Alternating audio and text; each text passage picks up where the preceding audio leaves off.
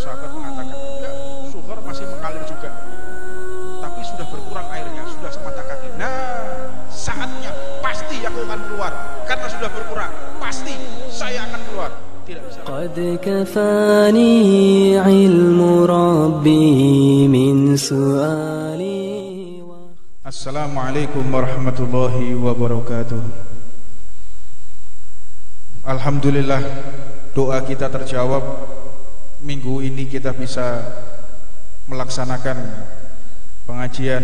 Mudah-mudahan seterusnya diberi kemudahan oleh Allah, sehingga kita bisa istiqomah sampai ajal menjemput kita. Sebagaimana yang kita lalui tentang cerita Al-Masihid Dajjal, tentang bagaimana itu Dajjal, flashback, memutar untuk merefresh, menyegarkan ingatan kita bahwa sahabat ini terdampar di satu pulau dan akhirnya bertemu dengan Dajjal. Ketika bertemu dengan Dajjal, yang sebelumnya bertemu dengan Al-Jasasah atau Jud wa Ma'jud, maka ketika ditemui oleh calon Damim Ad-Dari, jadi calon pada saat calon sahabat Nabi, belum Islam, karena calon sahabat Nabi pada saat itu, pada akhirnya beliau akan berikrar syahadat di hadapan Rasulullah. Beliau beragama Nasrani, beragama Kristen. Maka ketika ditanya, siapakah engkau, orang yang terikat itu Dajjal yang ditanya, maka dikatakan, sebelum kau bertanya, aku mau bertanya lah. Itu sesuatu yang tidak sopan. Jadi dia diajarkan Rasulullah, ini hikmahnya, orang kalau tanya terus balik tanya itu nggak sopan. Jadi ketika ada orang tanya, dijawab, awakmu kayak mau nang dia, awakmu nang di. Nah, ini orang yang tidak punya akhlak nih, kayak begitu. Jadi orang yang punya sopan santun ketika ditanya dijawab dulu, setelah itu kita balik bertanya. Adab, sopan santun itu segala-galanya. Al akhlak fauqul ilm, sopan santun itu di atas daripada ilmu. Kadang ditakoi sampean tekan ndi Mas? Lah sampean tekan ndi? Nah, ini bukan akhlak. Maka ketika ditanya, siapakah engkau? Kata Dajjal, enggak punya akhlak, sopan santunnya enggak ada.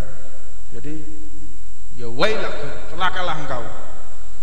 Aku adalah Al-Jasasah, adalah Jud wa Ma'jud. Maka ketika sampai di sana bertanya,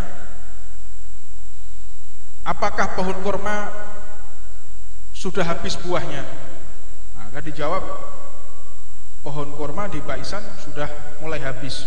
Terus tanya lagi si Dajjal ini kepada para sahabatnya Nabi Muhammad, kalau begitu sebentar lagi saya akan keluar, saya akan keluar, saya akan keluar. Jadi lisannya itu nggak bisa mengatakan insya Allah. Jadi nanti lisannya itu, lisannya Dajjal, mulutnya Dajjal itu dikasih suara insya Allah baru dia bisa keluar. Selama ini dia nggak bisa keluar karena tidak ada kata insya Allah. Hanya kalau kita mau keluar insya Allah, besok datang apa enggak? Insya Allah. Lo kadang-kadang insya Allah ini digawe, yuk kadang enggak. Jok politik insya Allah. Sampai ini besok datang enggak ke rumah saya? Ya insya Allah. Ojo insya Allah, teko apa enggak? Lo kadang kayak gitu loh. Nah, ini koncone Dajjal yang benar-benar kayak ono itu. Lo insya Allah kok ojo insya Allah. Jangan sampai kayak begitu. Nah,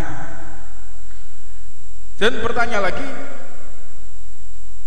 apakah tentang masalah Tobariyah, tentang Tobariyah, ceritakan kepadaku, apa Tobariyah? Apakah danaunya masih mengalir? Iya, danaunya masih mengalir. Oh, sepertinya aku belum saatnya keluar, dan pasti aku akan keluar. Pasti saya akan keluar. Pasti, nggak bisa mengatakan insya Allah. Kabarkan tentang aku masalah air mata sughar. Air mata sughar. Beliau mengatakan, para sahabat mengatakan, ya sughar masih mengalir juga, tapi sudah berkurang airnya, sudah semata kaki. Nah, saatnya pasti aku akan keluar, karena sudah berkurang, pasti saya akan keluar. Tidak bisa lagi mengatakan insya Allah. Dan dikatakan juga, apakah di antara kalian orang Arab sudah ada yang mengaku sebagai nabi? Ya, ada orang yang mengaku sebagai nabi. Apakah dia yatim? Betul, dia yatim. Apakah orang tuanya wafat? Apakah ibunya wafat pada usia dia masih kecil? Iya, betul. Apakah dia ummi? Apa itu ummi? Apakah dia tidak bisa baca, tidak bisa tulis? Betul. Nabi, orang ngaku nabi, orang tuanya wafat, ayahnya wafat, dia lahir sebagai yatim, dan ibunya pun juga sudah meninggal, dan dia juga ummi, nggak bisa baca, nggak bisa menulis. Kata Dajjal, ini nabi yang aku tunggu, karena tidak ada nabi setelah ini. Lo Dajjal, lo ngerti? Dajjal itu mengakui tidak ada nabi setelah Nabi Muhammad, nggak ada. Makanya leona uwong terus percaya ada nabi setelah Nabi Muhammad, ngeluai Dajjal. Nabi, tidak ada nabi setelah la nabiyya ba'dah, tidak ada nabi setelah baginda Nabi Muhammad sallallahu alaihi wasallam. Maka dikatakan juga, apakah dia berpindah dari Mekah menuju Yastrib? Apakah dia berpindah dari Mekah menuju Yastrib? Apa Yastrib itu? Maka di satu riwayat Rasulullah mengatakan, hadza Yastrib, hadza Yastrib, ini adalah Yastrib, ini adalah Yastrib, ini adalah Madinah Al-Munawwarah.